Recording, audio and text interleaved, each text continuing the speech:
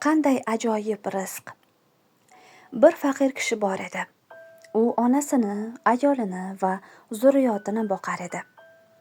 U bir boyning qo'lida xizmatkor bo'lib ishlar, ishiga xolis va ishini komil suratda ado qilardi. Kunlarning birida u ishga kelmadi. Shunda xo'jayini o'ziga o'zi: u ishga kelmay qo'ymasligi uchun uning maoshini 1 dinorga ziyoda qilishim kerak. Aminmanki, u maoshini ko'tarilishini ta'ma qilib ishga kelmadi. Chunki meni unga muhtoj ekanimni biladi-da, dedi. Ikkinchi kun bo'lgach, xo'jayin unga maoshini berib 1 dinor ziyoda qildi.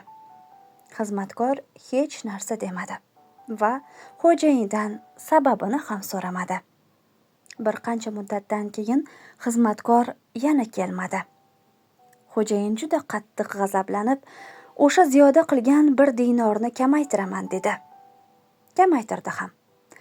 Xizmatkor hech narsa demadi va maoshining kamaygan sababini ham so'ramadi. Xo'jayin xodimni oldingi ishini takrorlagani, maoshi ko'paysa ham, kamaysa ham indamaganidan ajablanib so'radi. Maoshingni ziyoda qildim, sababini so'ramading. Kamaytirdim, hech narsa demading. Xizmatkor: birinchi marta kelganimda Alloh menga bir chaqaloq tuhfa etgandi.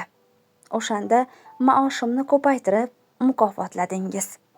Aytdimki, bu chaqalog'imning rizqi o'zi bilan keldi.